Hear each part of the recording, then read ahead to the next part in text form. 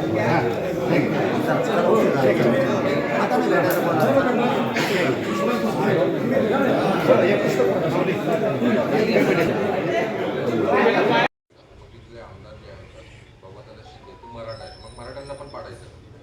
मराठा असू नाही तर ते कोणी असो, आमच्या विरोधात आमच्या अन्नदाव शेतकोण कालित आहे छगन भुजबळ.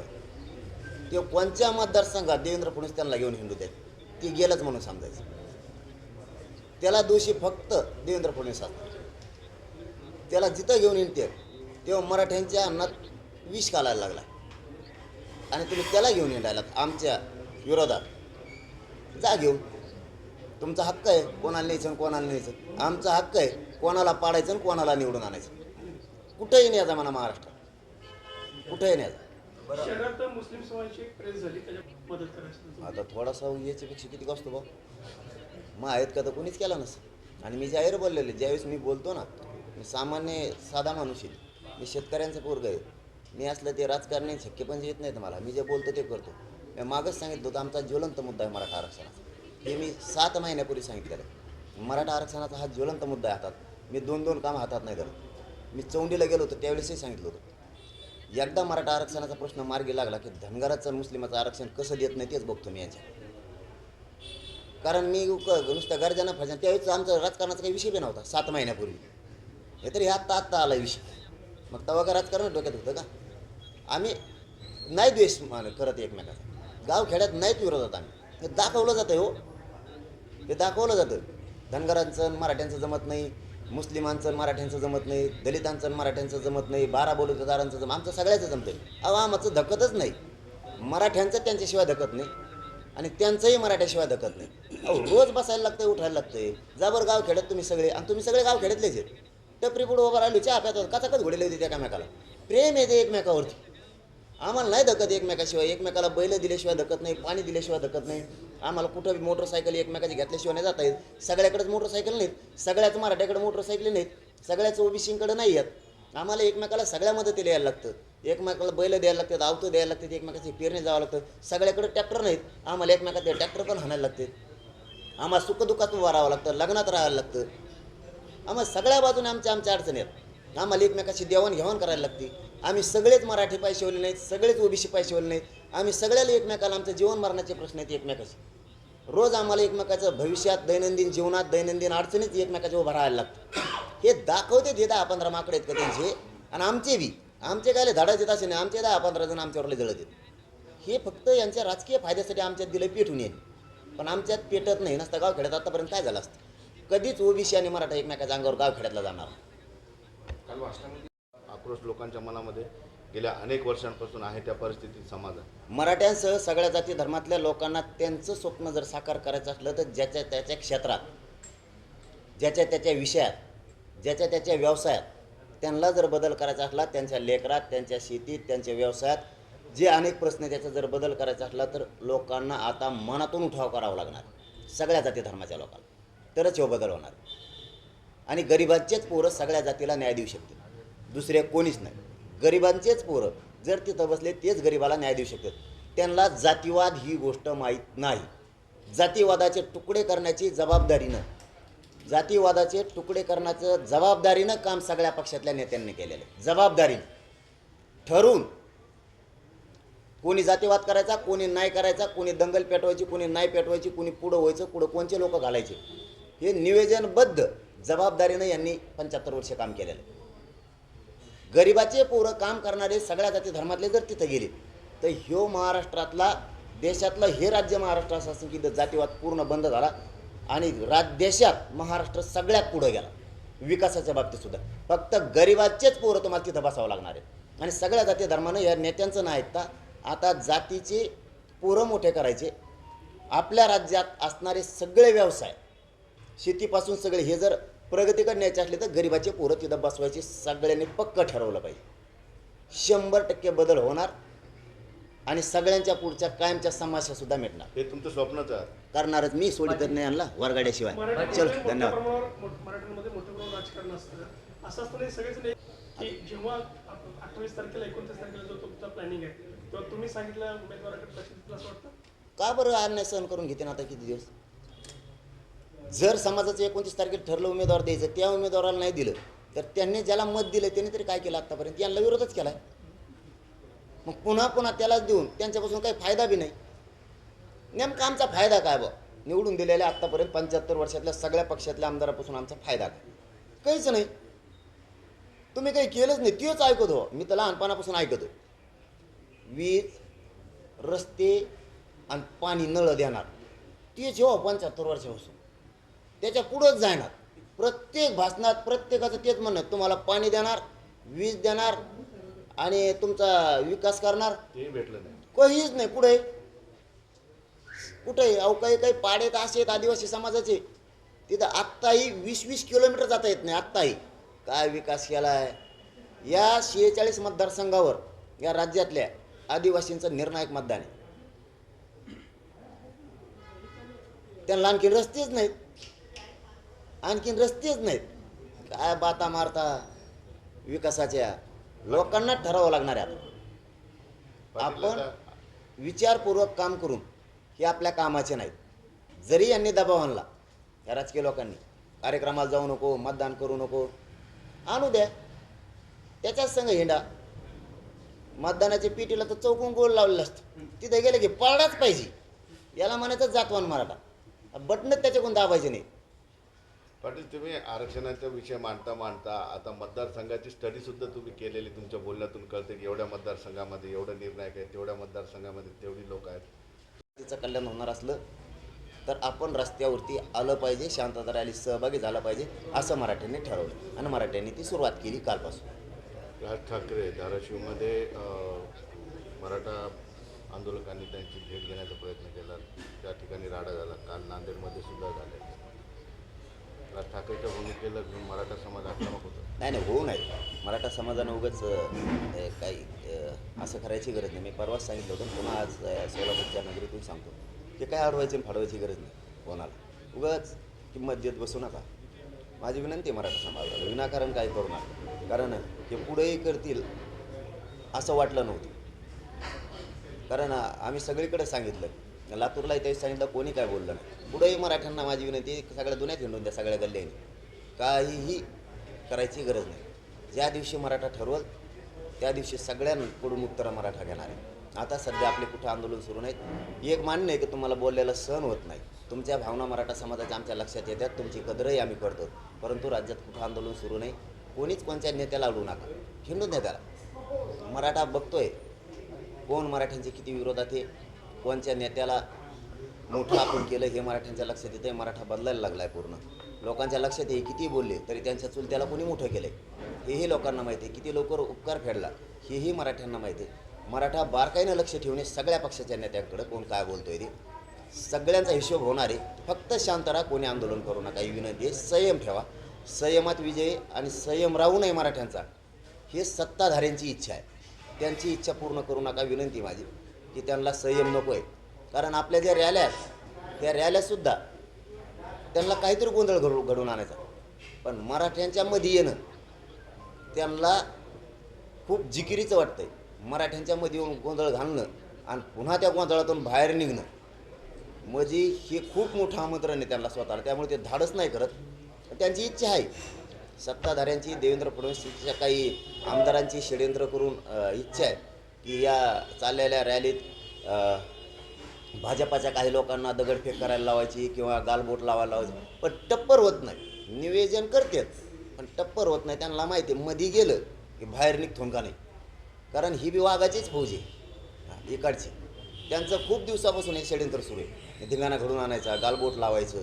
पण इतक्या ताकदीनं मराठी त्यांच्या मागं लागतील ना ही धाके द्या. त्यामुळं माझी इच्छा आहे की आपण संयम धरा. शांततेनं न्याय मिळत असतो आणि आपण तो मिळवून देऊ. धाराशिवमध्ये जेव्हा टार्गेट केलं त्यानंतर देवेंद्र फडणवीस असेल किंवा छगन भुजबळ असेल, परंतु एकनाथ शिंदे असू दे किंवा नानाजी सावंत असू दे यांच्याविषयी काही शब्द देखील शब्द देखील बोलला नाही. पॉझिटिव्ह आहेत का तुम्ही त्या एकनाथ शिंदे आणि नानाजी सावंत म्हणजे त्यांचे सुरू करावं का लगेच?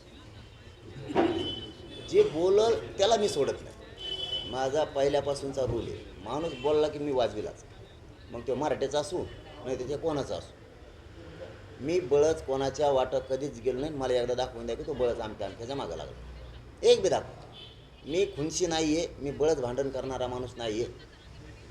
मी तुम्हाला क्लिअर सांगतो, पत्रकार बांधवांशी उत्तरं देणं किंवा चर्चा करणं एवढी सोपी गोष्ट नाही आहे. एवढी पब्लिक जर दुसऱ्याकडे असते ना एखाद्याकडे, त्याने आत्तावर मरणाचा धिंगाणा केला असता.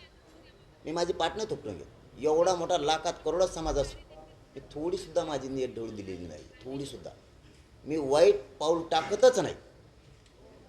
कारण मी जाणतो राज्य कशासाठी आहे, कोणासाठी आहे, कायदा कशासाठी आहे, लोकशाही कशासाठी आहे, कायदा सुव्यवस्था का बिघडली नाही पाहिजे, कोणाची इच्छा आहे बिघडली पाहिजे, कोणाचं स्वप्न उगाच उठला आणि पळाला आणि लगेच बोलला. मी असं कधीच करत नाही.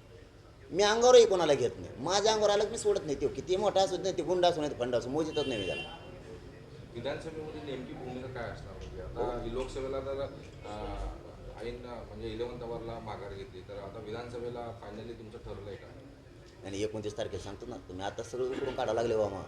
आता काढ सगळं 5 कावन ना आमचा, इतक्या लवकर सांगितलं. नाही, आपण म्हणताय की एकनाथ शिंदेच्या बाबतीत आपण भूमिका मांडली, परंतु वाशीत बोलून मुख्यमंत्र्यांनीच आश्वासन दिलं होतं ना, राज्याचे प्रमुख मुख्यमंत्री आहेत. तुम्ही उपमुख्यमंत्र्यांबाबतीत बोलता, पण मुख्यमंत्री जे राज्याचे प्रमुख आहेत त्यांच्या बाबतीत तुम्ही बोलत नाही. तुम्ही मागच्या वाईट बघितल्याच नाही वाटतं. मी लय धुतो, पण आता त्यांनी 13 तारखेपर्यंत वेळ घेतलेला ऑगस्ट. का बोलून उपयोगी? आधीच नाही दिल्यावर बघतो. आणि मी खरंच नाही, इथून पाठीमागं चुकलेल्याला सोडलं नाही. मला बघा, मी तुम्हाला प्रामाणिकपणा सांगतो, मी पत्रकार परिषदा घेतो आणि बोलायचं म्हणून कधीच बोलत नाही. मी फक्त समाजाचा आहे. मला कोणत्या नेत्याचं देणं घेणं नाही, कोणत्या आमदार मंत्र्याचं नाही, कोणत्या पक्षाचं बी नाही, काहीच देणं घेणं नाही मला. मी मित्रत्व करण्यासाठी हे आंदोलन उभा केलेलंच नाही. माझा समाज मोठा करायचा, माझ्या समाजाची शक्ती वाढवायची, माझ्या समाजातील लेकरं अधिकारी झाले पाहिजे, त्यासाठी हे आंदोलन, बाकी कोणासाठी नाही. मग कोणत्या पक्षाचा असू दे, चुकला की हुकलाच, पण आता नाही. आता पाळणाच म्हणायचा. आता चुकला की पाळणाच. तुम्ही काल भाषणामध्ये हे म्हटले की या नेत्यांना मिळत लागणं की मी कुणाचा आहे. हो ना राव, काय खोटं बोललो का? काय याच्या आधीच असं होतं, मी तिकडं होतो त्या टायमाला. आधी तर म्हणले हे शरद पवारांचा माणूस, नंतर दुसऱ्याच दिवशी सकाळी म्हणले नाही नाही म्हणे ते एकनाथ शिंदेचा माणूस. त्याला तिथं मेळ होकला त्यांचा. नाही म्हणले उद्धव ठाकरेचा माणूस. नंतर ते सगळं सोडून दिलं. आणि कोणचा पक्ष आहे काय किंवा ते नाव माहिती आहे त्यांचंच हे म्हणी, तिथं मेळ नाही लागला यांना. म्हणजे हां, हे लयच वेगळे आहेत. आणि मी यांना कळालेलं आहे मी कोणाचा. फक्त आता ते होतं आहे का मनदूषित मराठ्याचं, होतं आहे का मनदूषित मराठ्याचं प्रयत्न करायला लागलेत. त्यांना माहिती आहे मी फक्त मराठ्यांचा आणि महामालक मराठा. आणि मराठ्यांची शक्ती पुढं कोणाची सत्ता टिकू शकत नाही, कोणाचीच. कसल्याच पक्षाची पावर नाही टिकू शकत. तुम्ही नेहमी म्हणता की समाजसभेच्या तोंडावर मराठा समाज सगळं एकत्रित आलेलं आहे. आता समाजाचा रेट, आणि तुम्ही मुद्दामून आता एक गोष्ट बोलताय, गरिबांची लाट. म्हणजे गरीब समाजाचा रेट आता बसणार सरकार का नाही बसणार? नाही दिल्यावर माझं आणखीनही तीच मनस्थिती आहे. माझी आणखीन नियत फिरलेली नाही. मला माझ्या समाजाला राजकारणात नाही जायचं. नाही तर एवढी पब्लिक असल्याच्यानंतर माणूस सहज बोलून जाणार लढायचं. मग मी आणखीनही सांगतो, मला माझ्या समाजाला आम्हाला राजकारणात नाही जायचं, आमची इच्छा नाही. आमचं स्वप्न फक्त आहे आमच्या लेकरांना आरक्षण देऊन मोठं करायचं. तुम्ही नाही दिलं तर आमच्या पुढं पर्याय काय? आणि हे खरं आहे की या 75 वर्षात गरिबांची लाट कधीच आलेली नाही. कोणत्या नेत्याची आलेली आहे तुम्ही शोधा, इथून तिथून कोणाच तरी नावाने लाट आलेली. गरिबांची लाट कधीच आलेली. ही पहिली अशी लाट आहे गरिबांची. आणि सगळ्या जातींना वाटतं आता की या लाटेत आपण सहभागी व्हायचं. मग जात कोणची असू द्या, 12 बलुतेदारांपासून, मुस्लिमांपासून, दलितांपासून, सगळ्या समाजाच्या लोकांची आता इच्छा की एकदा होऊन जावं. ही गरिबांची लाट आहे. गरिबाची जर सत्ता आली तर गरिबाचे काम होते. आणि तुम्हाला जाहीर सांगतो मी आज या प्रेसच्या माध्यमातून, जर गरिबाची सत्ता आली तर कोणाच्याच आरक्षणाचाही प्रश्न राहणार नाही. कारण गरिबाला गरिबाची जाण असते. शेतकऱ्यांचा सुद्धा कोणताच प्रश्न राहणार, कारण गरीब ह्योच शेतकरी. आणि तो जर तिथं बसला, शेतीचे सुद्धा प्रश्न राहत नाही. व्यवसाय करणारे सुद्धा शेतकऱ्यांचेच पोर आहेत. व्यवसाय करणाऱ्यांना सुद्धा अडचणी येणार नाहीत गरिबाची सत्ता आली. आणि व्यावसायिक गरिबांचे पोरं कसे बनवायचे, की गरिबाची सत्ता आल्यावरच बनू शकते. श्रीमंताचा माणूस श्रीमंताचंच पोरग व्यवसायाकडे नेणार. औद्योगिक विकास जे म्हणलं जातं ते औद्योगिक विकास फक्त मंत्र्याच्या पोराचाच होणार, गरिबाचा कवाच नाही. तो कवा बी वॉचमॅन म्हणून काठी घेऊनच राहणार. गरिबाची आली तर त्याच्या हातातली वॉचमॅनाची काठी सुटणार. मग आता ही विधानसभा पक्षापक्षामध्ये लढल्या न जाता सर्व पक्ष विरुद्ध गरिबांची लाट अशीच होईल. होणारच, कारण प्रश्नच गरिबाचे आहेत. आणि गरिबांनी त्यांना तिथं ते प्रश्न सोडवण्यासाठी बसवले. पण गरिबाचे प्रश्न सोडवले जात नाही. म्हणून इथंही आता गरीबच आणि तिथंही गरीबच. ज्यावेळेस वरही गरीब आणि खाली गरीब राहील त्यावेळेस सगळा समान कारभार चालणार. शेतीचाही प्रगतीकडे शेतीचा बी व्यवसाय जाणार, शेतकऱ्यांच्या मालाभावाचा बी विषय मार्गी निघणार, पाण्याचाही निघणार, लाईटचाही निघणार, काहीच राहणार नाही. कारण जो इथं करताय शेतात, तो शेतात करताच जर तिथं गेला तर त्याला इथले प्रश्न माहिती आहेत. त्याला यांच्यासारखं बांधावर येऊन बघायची काही गरज नाही. यांच्यासारखं त्याला पूर जर आला तर विमानातून बघायची काहीच गरज नाही हेलिकॉप्टर. त्याला माहिती आहे आता किती आला असं. ते मोजित आहेत मिलीमीटर आण, पट्ट्यान, लोखंडाचे पळवते नुसत्या इथून ते पट्ट्या घेऊन. कामा धामाचे मोजित आहेत आणि पैसे नाही, फिशे नाही, काहीच नाही. आता बघा कोल्हापूरचे, सांगलीचे किती हाल झाले. नुसत्या पट्ट्या घेऊन पळत आहेत लोखंडाच्या. मिलीमीटर मोजव, आलीमीटर मोजव, काय मोजित आहेत त्यांचे त्यांनाच माहीत आणि पैशाचा पत्ताच नाही. नुसते हिशोब करतात किती हजार कोटीचा झाला कवाशीत टाकायचे. 2 वर्ष लागणार तरी ते नुकसान भरपाई देणार नाही. तोवर पुरतं शेतकऱ्याचं वाटलं. आत्ता तातडीची गरज कशाला आपल्याला सगळ्याला? आता आपल्याला इथून बाहेर पडायचं. आता आपल्याला गरज आहे जेवण केल्याशिवाय बाहेर पडायचं नाही. याला दैनंदिन गरजा म्हणतात. आत्ता त्या लोकांना अडचण आहे, त्यांचा हातचा पैसा गेला, पिकं पण गेलं, पुरं पीक जळून गेलं. पैसे खिशातले होते, शेतीत लावले, ते पाण्यात गेले. आता पुरा आता गरज आहे त्यांना तातडीची. तुम्ही 2 वर्षांनी देणार, मेलक राहिले ते. झालं का कर्जबाजारी? केली का आत्महत्या? आणि परत तुम्हीच म्हणणार आम्ही कर्जमाफी केली. 2 वर्षांनी कशाला केली? इकडं पार वाटोळं झाल्यावर, आमच्या घराची राखरांगोळी झाल्यावर. शेतकरी कर्जबाजारी व्हायला हे सुद्धा कारण तुम्हाला द्यायचे ना, तातडीनं का देत नाही तुम्ही? उशीर का करता? त्यासाठी ईदलाच तिथं जायला पाहिजे, तरच महाराष्ट्र सगळ्यात पुढे जाणार. समाजाची लाभ एक रात्रीतून एक दिवसातून होत नसते. गेल्या अनेक वर्ष केली. तसं झाल्यानंतर सुद्धा 11 मराठा कार्यकर्त्यांवरती गुन्हे दाखल करण्यात आलेले आहेत, फक्त सरकारच्या विरोधात, राज ठाकरेंच्या विरोधात घोषणा दिल्या म्हणून. हे कितपत योग्य? देवेंद्र फडणवीसांचं सत्ता आहे ना बाबा, लय अवघड आहे. देवेंद्र फडणवीस साहेबांची सत्ता म्हणजे सोपी सत्ता नाही, अवघड सत्ता आहे ती.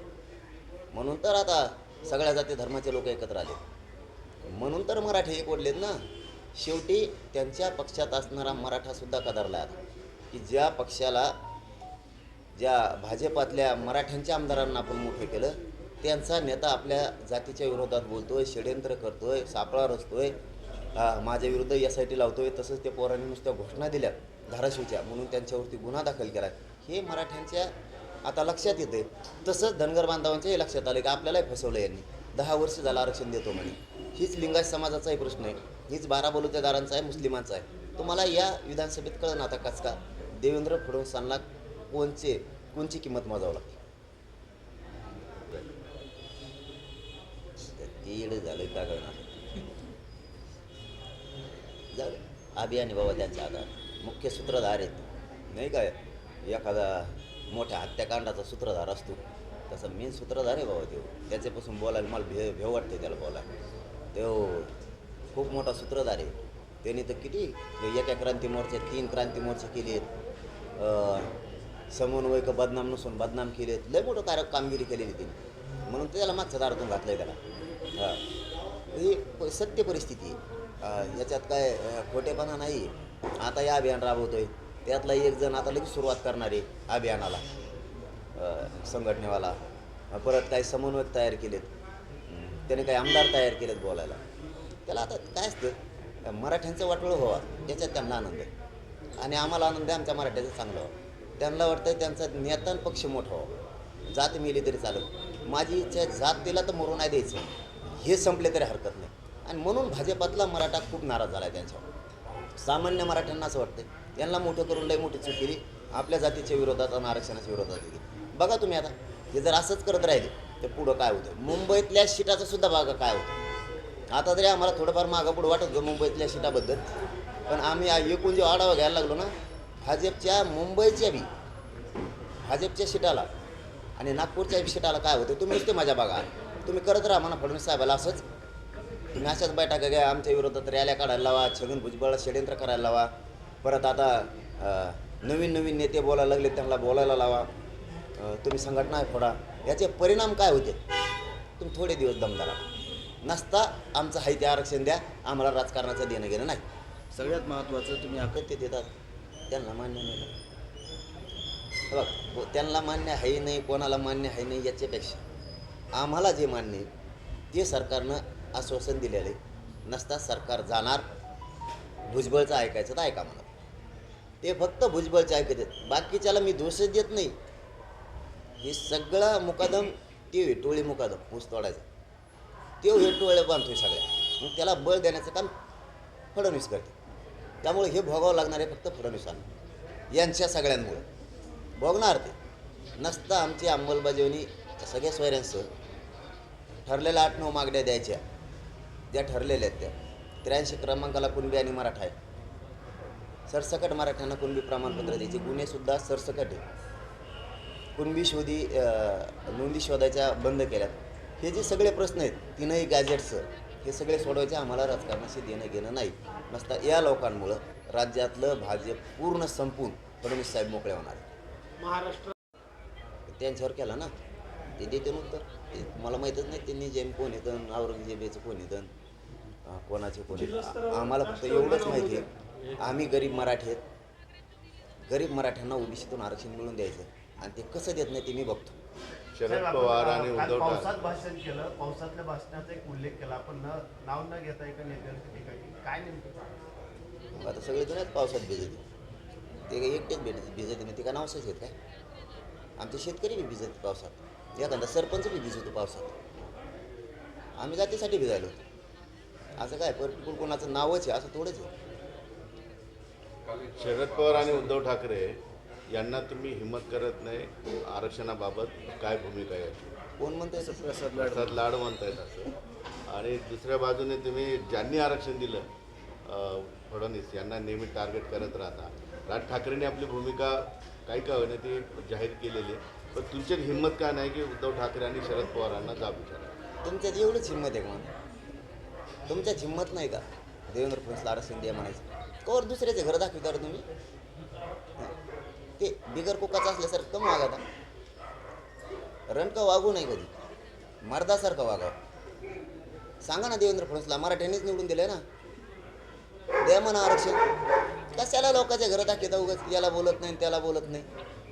आम्ही 50 वेळेस सांगितलं तुम्हाला, आमचं कुणी वाटोळं केलेलं आहे मराठ्यांना चांगलं माहीत. म्हणून तर तुम्हाला 106 माग आमदार निवडून दिले ना, 13% आरक्षण दिलं म्हणून. ते बी तुम्हीच घातलं, मराठ्यांनी की तुम्हाला पायाखाली घातलं. तुम्हीच घातलं ते आरक्षण, म्हणून मराठ्यांनी तुम्हाला पायाखाली घातलं. आता पुन्हा मराठ्यांनीच आणलेलं आहे तुम्हाला. आता पुन्हा मराठीच पायाखाली घालणार तुम्हाला जर आरक्षण नाही दिलं. कशाला घरं दाखवून नाटकं करता रे? याचे आणि त्याचे घरं दाखविता. राष्ट्रीय ओबीसी करू का काय होतं त्याला ठराव कोणी करू, मग आम्ही करू तिथं बसल्या बसल्या. हे देऊ नका ते देऊ नका. कायदा काय कोणाच्या मनावर चालत नसतं. ते म्हणतील तसं होत नसतं आणि ते सांगतील तेच होणार असं होत नसतं. जिल्ह्यात कास्ट व्हॅलिडिटीचा विषय आहे. प्रत्येक जिल्ह्यामध्ये अडचण आहे. लवकर प्रमाणपत्र द्यायला अधिकारी टाळाटाळ करतात, पैशाची मागणी होते असं म्हणणं आहे. हे सरकारच विचित्र आहे. यांना जाणून बुजून एका हाताने द्यायचे आणि दुसऱ्या हाताने वाटोळं करायचं.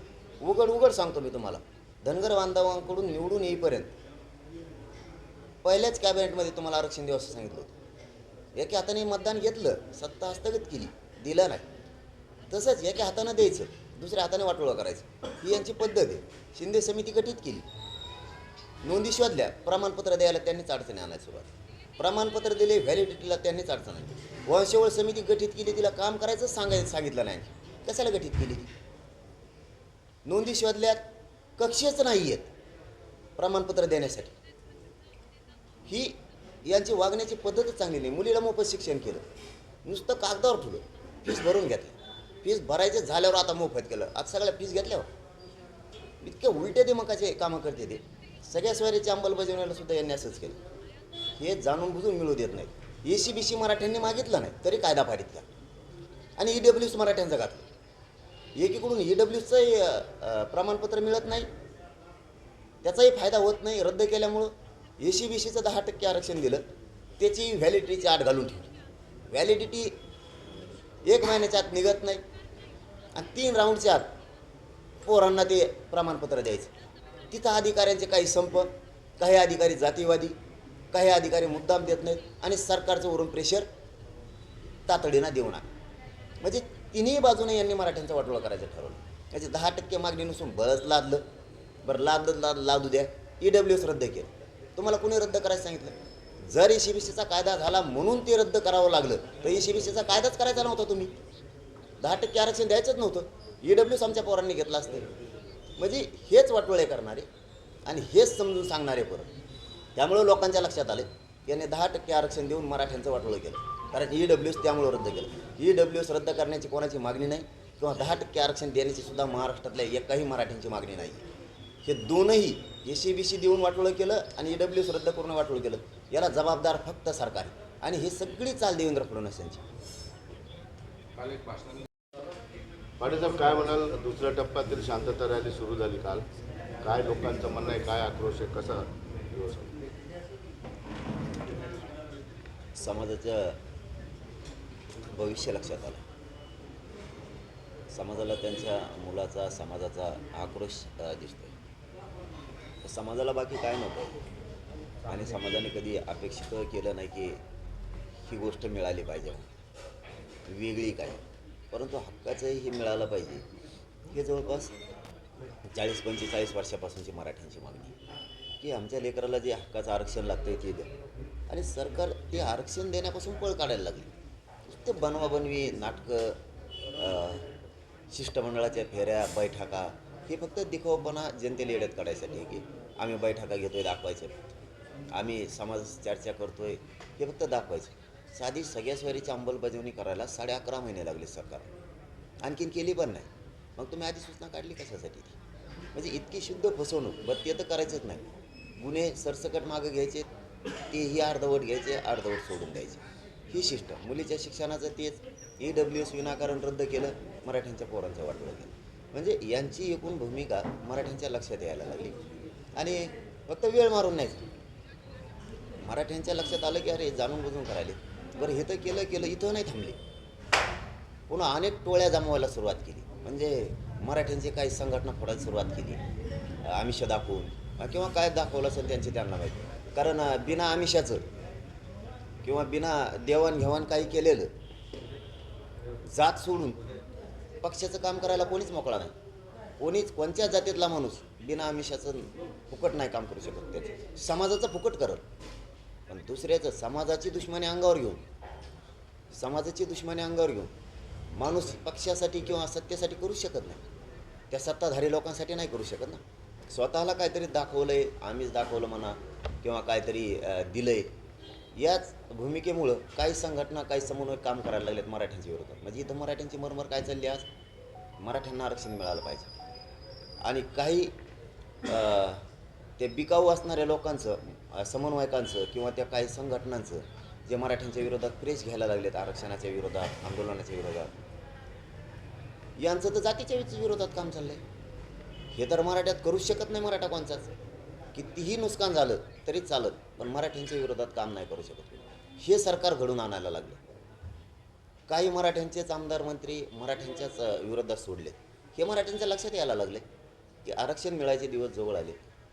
आणि आरक्षण मिळायचे दिवस जवळ आले असताना जाणून बुजून देवेंद्र फडणवीस साहेबांच्या माध्यमातून 4-5 त्यांचे आमदार आणि मंत्री हे प्रचंड मोठं षड्यंत्र रचून मला घेरायचं काम सुरू केलं आहे, उघडं पाडायचं काम सुरू केलं आहे. त्यामुळे समाज कसा घरी बसत? एक महाराष्ट्रातल्या जे विभाग आहेत 5 त्यांच्या दरी असं दाखवण्याचं काम सरकारनं सुरू केलं. पण मानावं लागेल या पश्चिम महाराष्ट्रातल्या जातवान मराठ्यांना की त्यांनी काल सिद्ध केलं. त्यांनी सिद्ध केलं की ही भेदभावच आमच्यात नाही आहे. महाराष्ट्र हा अखंड आहे.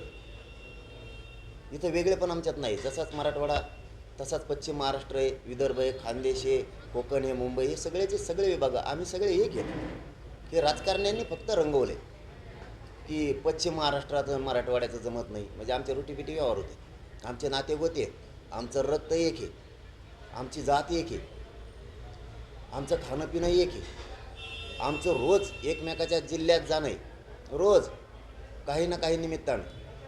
आणि हे कोणचं विष पेरलं तुम्ही राजकारण्यांनी की पश्चिम महाराष्ट्राचं मराठवाड्यात जमत नाही, यांची एकीने तुम्हाला कोणी सांगितलं? म्हणजे बघा, मराठी इतके हुशार झालेत आता, यांना दुही निर्माण करायचे आणि याच्यातसुद्धा राजकारण साधायचे. पश्चिम महाराष्ट्राचं मराठवाड्यात जमत नाही, पश्चिम महाराष्ट्राचं आणि विदर्भाचं जमत नाही. कोण म्हणतं हे? कोण सांगायला लागलं? म्हणजे हे दूषित मनं करायचं काम ह्या राजकारण्यांनी केलं होतं. मराठ्यांनी सगळ्यांचे षड्यंत्र हाणून पाडले. यापुढेही बघा तुम्ही, मराठा जातीवंत मराठा घरात नाही झोपू शकत आता, बसूही शकत नाही. तो जिथं जिथं रॅली आहे, ज्या ज्या तारखेला आहे, ज्या ज्या शहरात आहेत, पुऱ्या जिल्ह्यातला मराठा ताकदीने येणार. तुम्ही आता पुढेही बघा, सोलापूरनं तर टोकच गाठलं. बोलणाऱ्याचे नरड्यावरच पाय दिला सोलापूरकर. बोलायला जागाच नाही ठेवली, असं म्हणले का, त्याचं नरडच दाबून बंद करून टाकलं. असंच पूर्ण सांगली, सातारा, कोल्हापूर, पुणे, नगर, नाशिकपर्यंत ताकदीनं मराठी.